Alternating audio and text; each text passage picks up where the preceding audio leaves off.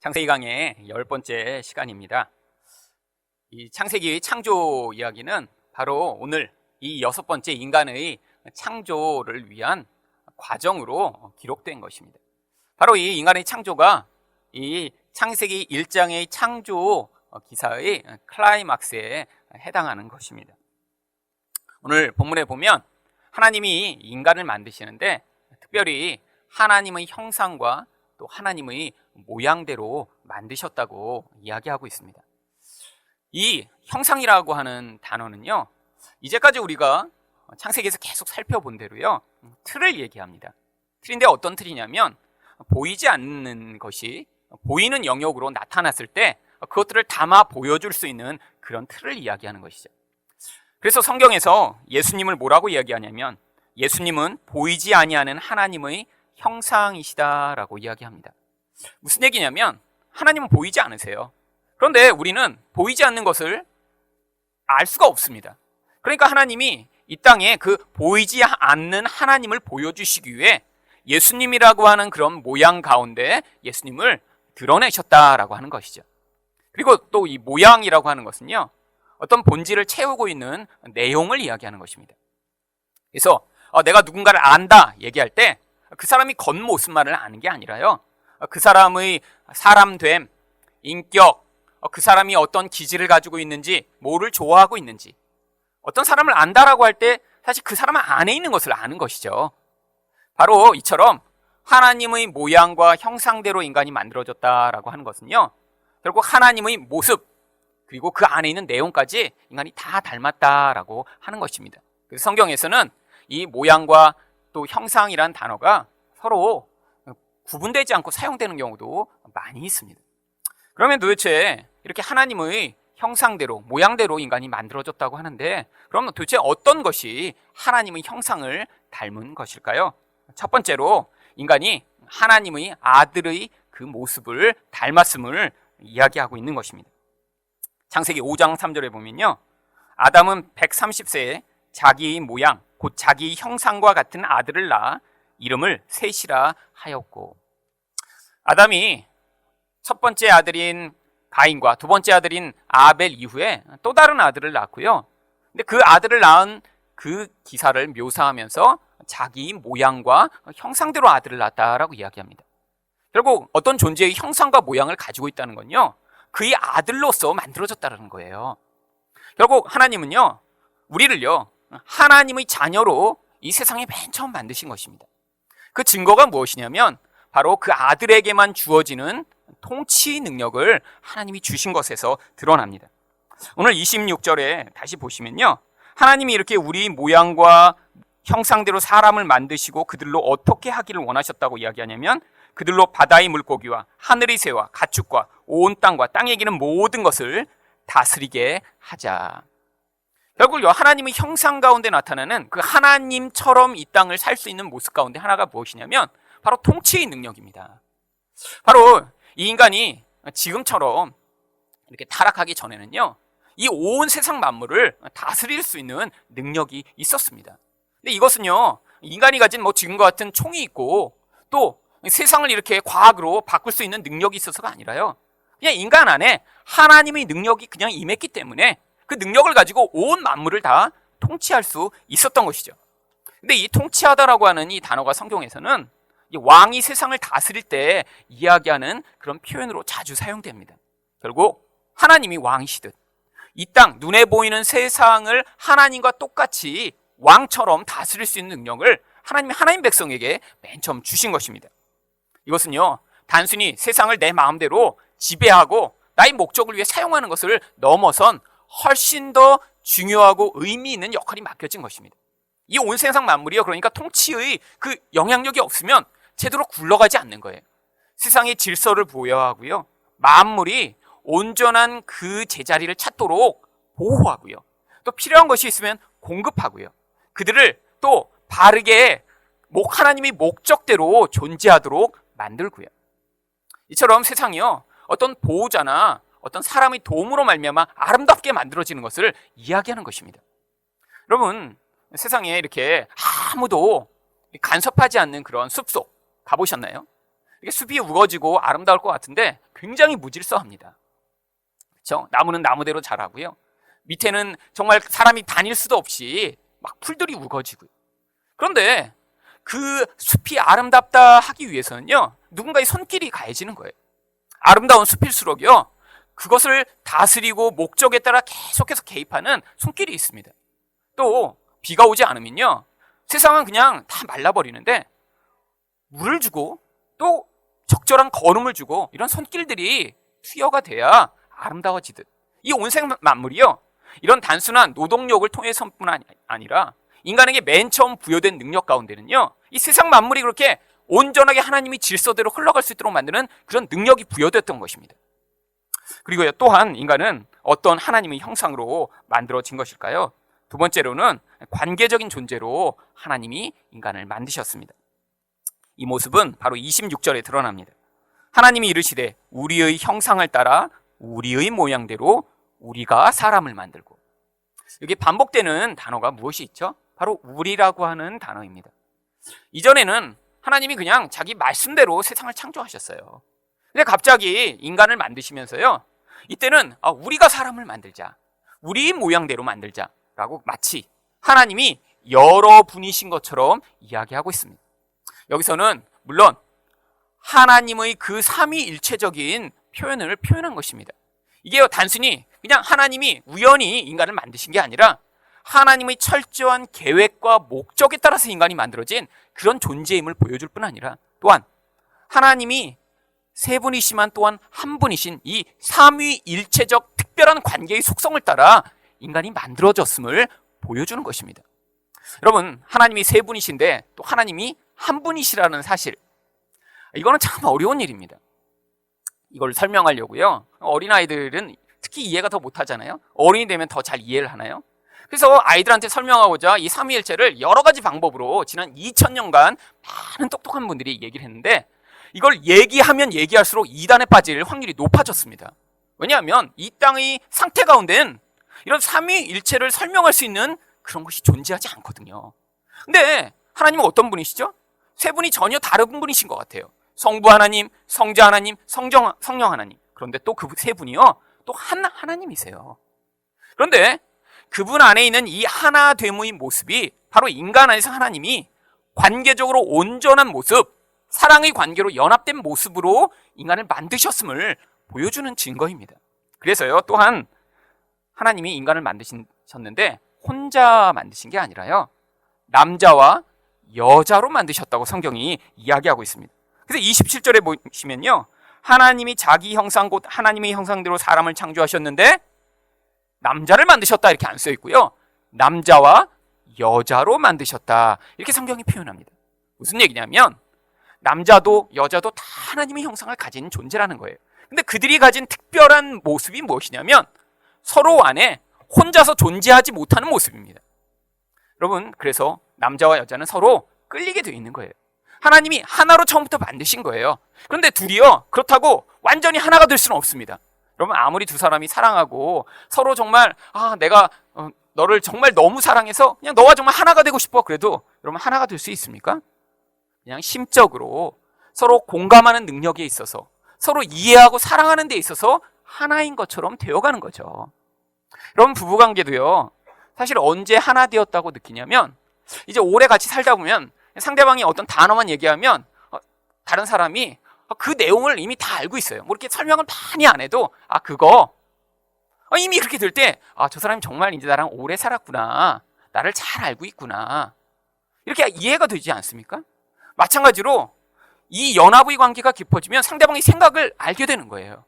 상대방이 좋아하는 것들을 알게 되고요, 상대의 필요를 더 깊이 알게 돼. 마치 내가 다른 사람과 다른 존재이지만 그 사람을 위해 존재하는 것처럼 존재하는 상태가 되는 것입니다.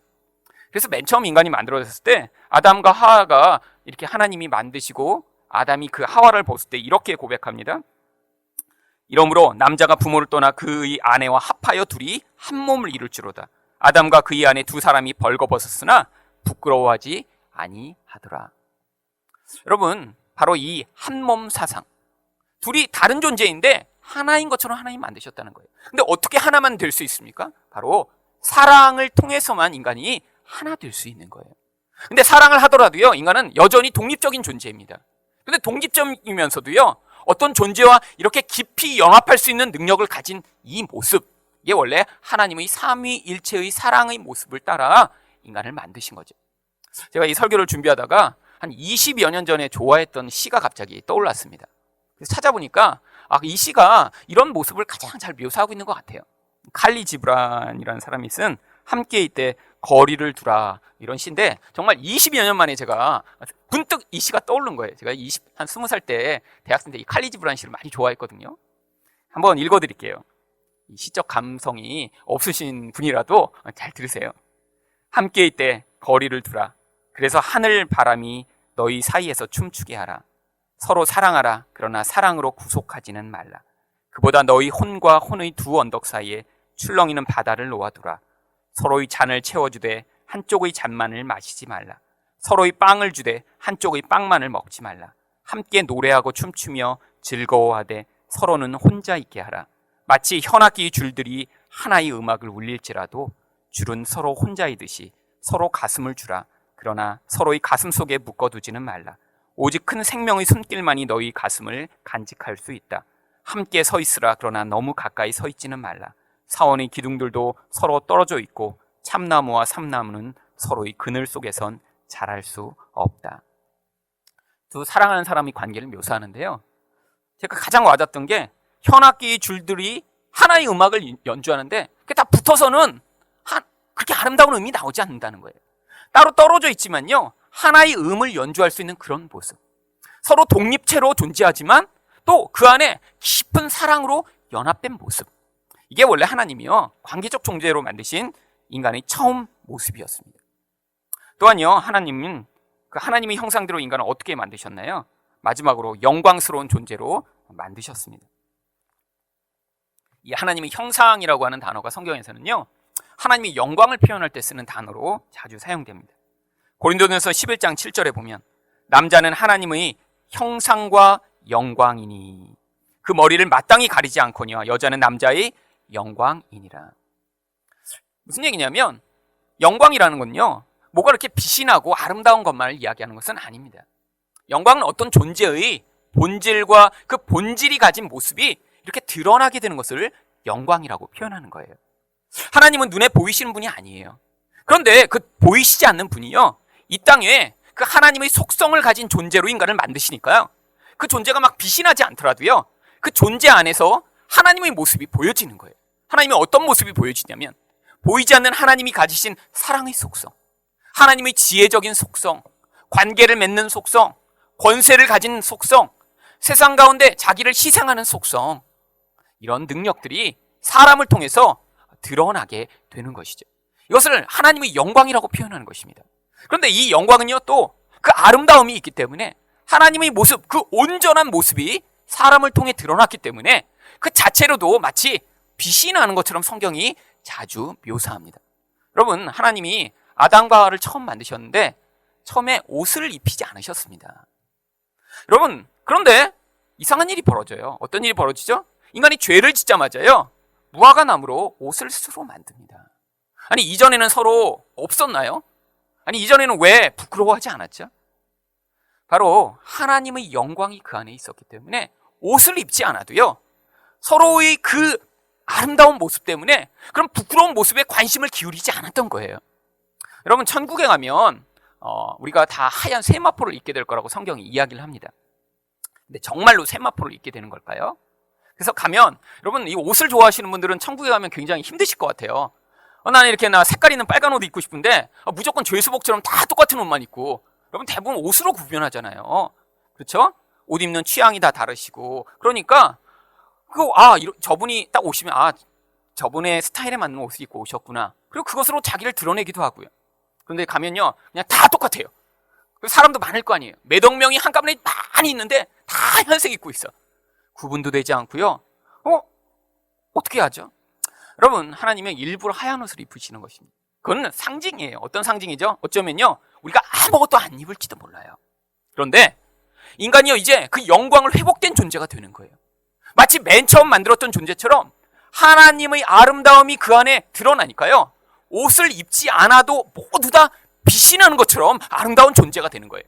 일부러 하나님이 하얀 옷이라고 하신 것은요, 바로 그 하얀 옷만이 인간 안에 담겨있는 하나님의 형상을 가장 아름답게 드러낼 수 있는, 그대로 보여줄 수 있는 그런 색깔이기 때문이죠.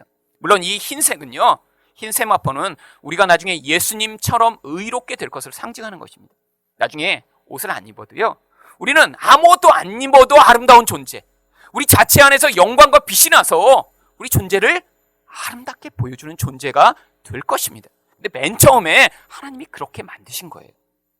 그런데 무슨 일이 벌어졌죠? 이렇게 하나님의 형상대로 만들어진 인간 안에 타락이 나타나기 시작했어요.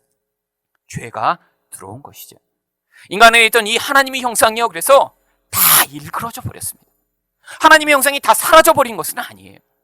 고린도전서에서 이야기하듯이요, 남자는 하나님의 형상이니 여전히 하나님의 형상을 가지고 있는데요, 이 형상이 이 안에서 너무나 많이 일그러지고 깨어져서 이제는 하나님의 백성 안에서요, 그 하나님의 모습을 찾아보기보다는요, 오히려 추하고 더러운 모습을 보게 되는 경우가 너무나 많이 있습니다. 맨 처음에 하나님의 백성들에게 주어졌던 그 통치의 능력은 지금 어떻게 됐나요? 어떤 통치를 하는 것이죠?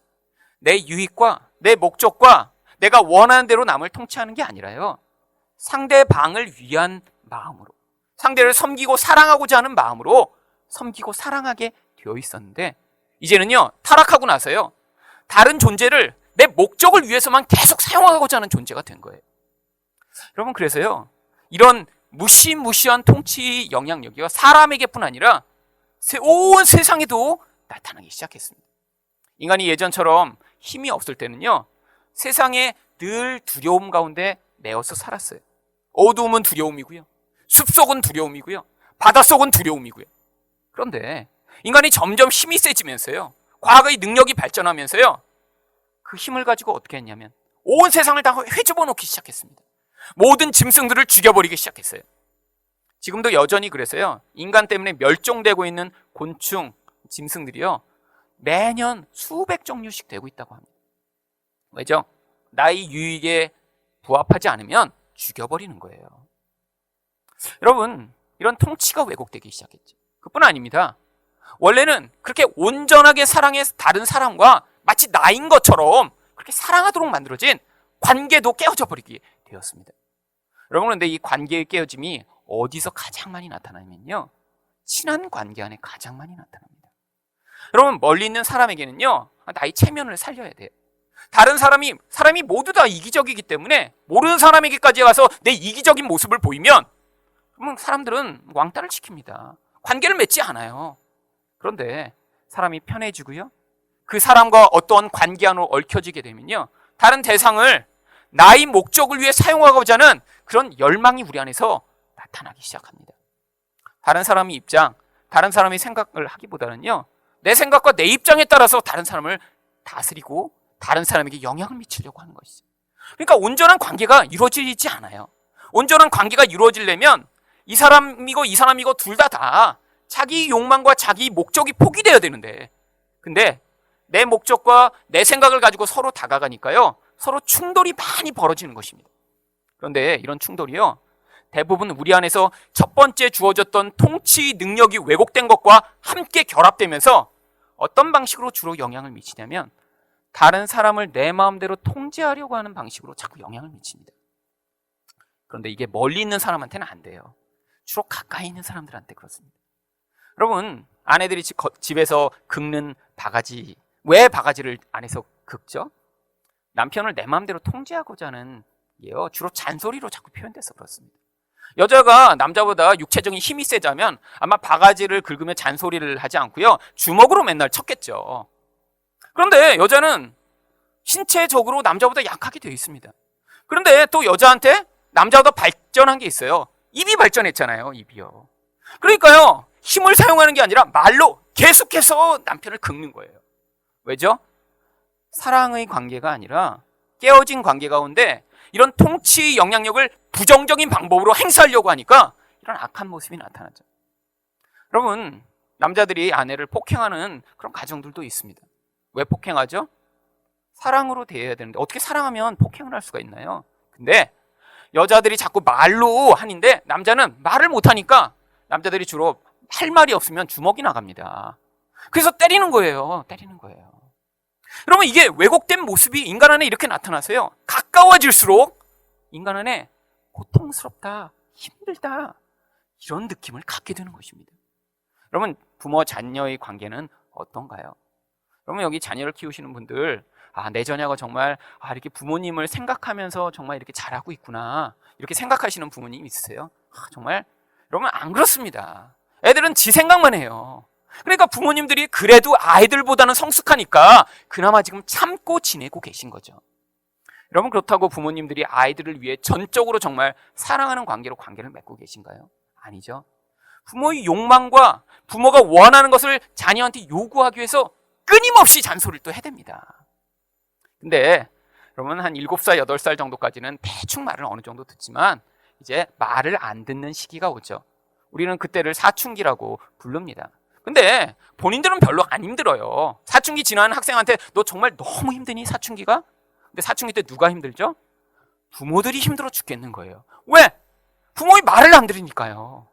부모가 어떤 것을 요구하고 원하는데 늘 그거에 반대되는 방식으로 반응하니까요. 뭐죠? 결국 서로의 통치가 부정적으로 영향을 미치는 거예요. 아이들은 내 맘대로 하고 싶어요. 엄마는 안 돼. 그래서 싸우는 거죠. 그래서요, 인간의 관계가 이렇게 깨어지고 나니까 가족 관계 가운데 사랑의 그 연합의 기쁨을 경험하기보다는 오히려 가족이 고통과 분란이 원인이 되는 경우가 더 많이 있습니다. 여러분, 교회는 어떤가요? 교회도 똑같습니다. 여러분, 서로 친해지기 전에는요, 서로 덜 힘들어요. 여기 오면 그냥 표면적으로 만나니까 괜찮아요. 그런데 시간이 지날수록 어떻게 될까요? 서로가 원하고 서로가 기대하고 바라는 것들이 충돌하기 시작합니다. 그러면 여기 안에서도요, 자기가 원하는 것들을 요구하고 그것들을 이루기 위해서 서로 개입하고 영향을 미치려고 하겠죠. 그럼 어떻게 될까요? 서로 또 그 안에서 갈등이 있고 고통이 있는 것입니다. 하나님이요, 그런데 우리 인생 가운데 존재하는 이런 갈등, 이런 고통들을 허용하십니다. 왜? 하나님 백성들은요, 우리 안에서 우리 힘만으론 이렇게 온전한 관계를 회복하고 하나님의 형상을 회복할 수 없음을 깨닫게 하시기 위해서예요. 여러분, 세상은 어떤가요? 세상은 이런 깨어진 모습이 얼마나 심한지 세상 사람들 스스로도 이 세상이 지옥 같다라고 여기는 경우들이 자주 발생합니다. 여러분, 지난주에 신문에 계속 나오고 있는 이 윤일병이라고 하는 이 군대에서 이렇게 학대당하다 정말 죽게 된 이야기를 보면요, 사람들이 뭐라고 거기에 대해 반응하죠? 악마를 보았다, 이렇게 대부분 평을 하더라고요. 여러분, 그 윤일병이라는 그 병사가 약간 이렇게 굼떴나 봐요. 군대 가면 이렇게 고문관이라고 주로 부르거든요. 뭐 좀 해봐. 그러면 네. 그리고 그냥 잘 못하고. 그런데 여러분, 이렇게 연약한 사람, 뭔가 잘 못하는 사람이 있으면 원래 어떻게 해야 정상적이냐면 도와주고 사랑하고 잘할 수 있도록 이끌어줘야죠. 그런데 그 선임이라고 하는 사람들이 이렇게 시키는 대로 잘 못하고 좀 굼뜨니까요, 얼마나 악하게 폭행을 했는지요. 잠을 재워가지 하면서 폭행을 하고, 기절하니까 이 링게루를 맞춰가면서 다시 깨어나게 해서 또 폭행을 하고요. 뭐 온갖 종류의 고문을 다 했더라고요. 물고문하죠, 성고문하죠, 막 바닥에 가래침을 벗고 그걸 다 핥아먹게 하죠. 결국엔 아침을 같이 먹다가 만두를 먹고 있는데 그 자리에서 또 때려갖고요, 이 먹던 음식이 폐를 막아서 거기서 바로 죽어버린 거예요. 그런데 인간이 얼마나 악한지요. 그렇게 자기들이 밤새도록 잠을 재워가지 하면서 때려서 죽었음에도 불구하고 테이보다 그냥 쓰러져 죽었다. 서로 입을 맞춰서, 한두 명이 아니라 여러 명이 서로 입을 맞춰 자기의 수치와 부끄러움을 가리려고 했다가 결국 발각이 됐습니다. 여러분, 이게 인간의 모습이에요. 우리는 그들을 보면서 야, 악한 모습, 아니 인간이 저렇게 악마 같냐? 그런데 여러분, 사실 하나님이 우리 안에서도 똑같은 모습이 있음을 이 땅에서 경험하게 하십니다. 왜? 그걸 경험함으로 내 안에 있는 이런 수치스럽고 하나님의 형상이 없는 악마 같은 모습에서 나의 힘으로는 자유를 얻을 수 없구나라는 사실을 깨달아야 하나님의 도움을 받을 수 있거든요. 여러분, 그래서 여러분의 인생 가운데 가끔 이렇게 내 마음대로 통제할 수 없고 온전히 사랑할 수 없고 영광스러운 모습이 아니라 부끄럽고 수치스러운 모습이 드러나는 과정들을 지나가게 하시는 거예요. 그러면 여기 계시는 어떤 분도요, 지금 완벽한 모습으로 자신을 버티려고 하시더라도요, 어디에선가 반드시 자기 모습이 부끄럽고 수치스럽게 드러나게 되어 있습니다. 근데 그게 가정이건 교회건 직장이건 어디에서 드러날 때 필요한 것이 무엇이냐면, 이게 나의 모습이구나. 이렇게 부끄럽고 수치스럽고 이렇게 내 마음대로 세상을 통제하고 싶어하고 온전하게 관계를 맺을 수 없는 것이 나의 모습이구나. 여러분, 그래서 하나님이요, 이 땅에 하나님의 아들을 다시 보내신 것입니다. 신약 성경에 나오는 가장 위대한 고백 중에 하나가 바로 시몬 베드로의 고백입니다. 마태복음 16장 16절에서 시몬 베드로가 대답하여 이르되 주는 그리스도시요 살아계신 하나님의 아들이시니이다. 여러분, 바로 하나님의 아들로 예수님이 그냥 오신 것은요, 우리의 이런 깨어진 잃어버린 하나님의 형상을 예수님을 통해 다시 보여주시고 우리 안에 그 형상이 회복될 수 있는 소망을 주시기 위한 것입니다. 여러분, 그래서 예수님이요, 이 땅에 오셔서 어떻게 통치를 하셨죠? 원래 하나님의 백성이 만들어진 그런 통치 모습대로 통치를 하시다 그분이요, 십자가에 매달려 죽으신 거예요. 예수님이 그래서 뭐라고 하셨냐면, 인자가 온 것은 섬김을 받으려 함이 아니라 도리어 섬기려 하고 자기 목숨을 많은 사람의 대속물로 주려 함이니라. 여러분, 하나님의 통치는요, 늘 섬김과 희생을 통해 주어집니다. 인간의 통치는요, 내가 원하는 대로 해야 돼요. 내가 만들어진 그런 통제의 틀 안으로 다른 사람도 그렇게 만들어야 돼요. 내가 이렇게 보존하고 내가 이렇게 만들어서 그 틀이 무너지면 안 돼요. 그런데 예수님은요, 자기 생명까지도 죽여서 다른 사람을 살리고자 하는 방식으로 통치를 하신 거예요. 두 번째로 예수님은 또 어떻게 사랑하셨죠?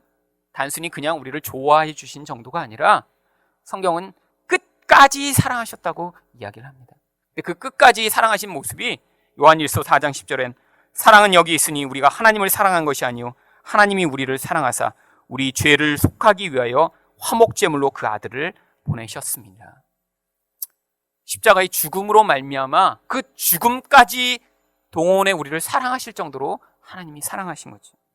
또한 하나님은요, 그 아들을 보내셔서 이 땅에서 하나님 아들의 영광이 무엇인가를 우리에게 톡톡히 보여주셨어요. 여러분, 예수님이 이 땅에서 하나님의 영광을 가장 놀랍게 보여주신 곳이 어딘 줄 아세요? 바로 십자가입니다. 아니, 십자가는 그렇게 흉측한 곳인데 어떻게 거기서 하나님의 영광이 나타날 수 있죠? 하나님의 영광은요, 바로 하나님의 속성이 드러나는 것입니다. 그런데 일상에서는요, 그렇게 하나님의 영광스러운 모습이 나타나지 않다가 죄인을 위해 죽으시는 십자가의 자리에서 하나님만이 보이실 수 있는 하나님의 사랑과 공의를 보이심으로 하나님이 어떤 분이신가를 보여주셨기 때문에 십자가에서 하나님의 영광이 가장 놀랍게 드러난 것이에요. 예수님이 그래서 십자가에 달리시기 전에 이렇게 기도합니다. 요한복음 17장 1절에 예수께서 이 말씀을 하시고 눈을 들어 하늘을 우러러 이르시되 아버지여 때가 이르렀사오니 아들을 영화롭게 하사 아들로 아버지를 영화롭게 하게 하옵소서. 여러분, 그러니까요, 십자가가 바로 하나님이 하나님 백성의 그 하나님의 형상을 회복시키시기 위한 바로 정점에 있었던 것입니다.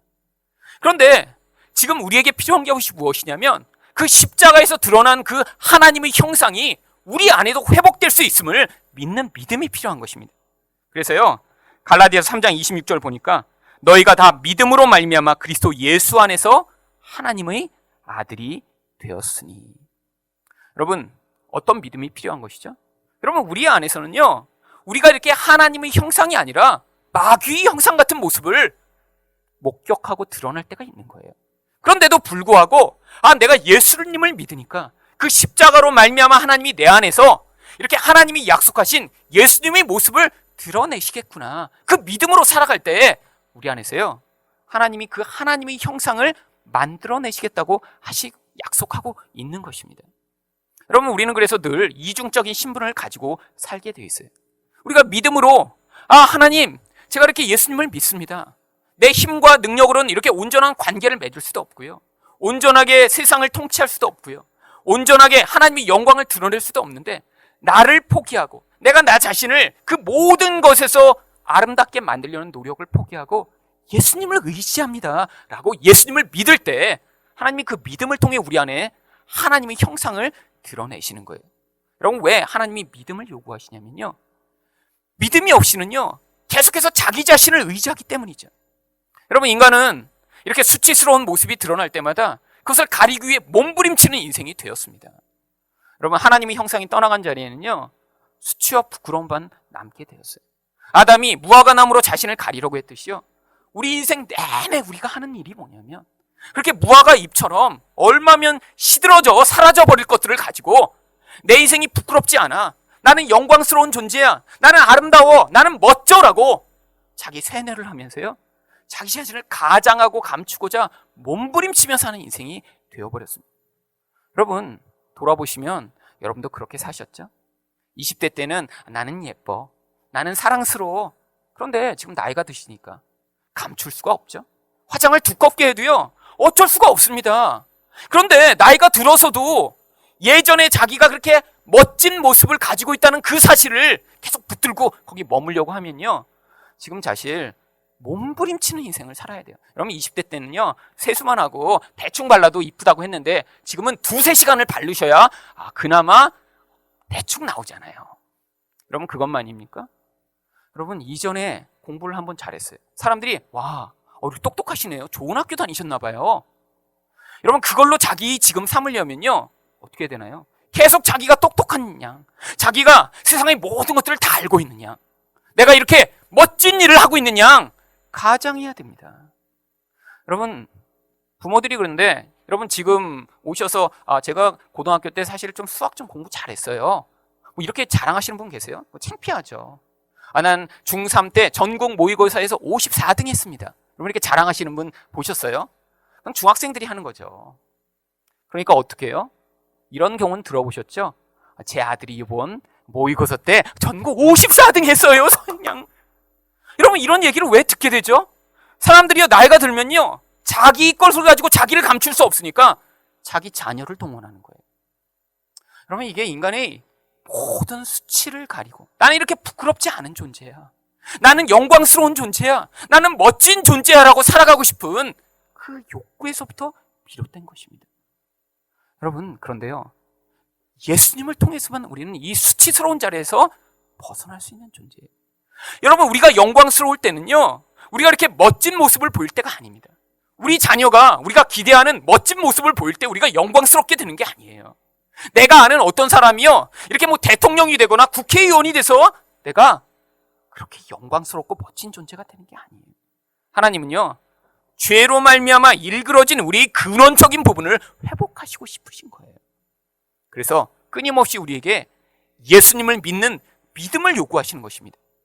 예수님만 믿기 위해서는요 여러분이 그렇게 자기 수치를 가리고 나는 이렇게 멋진 존재야, 난 이렇게 인격적인 존재야, 난 이렇게 다른 사람과는 달라라고 하는 그 기준들이 여러분의 인생 가운데 다 깨어지셔야 해요.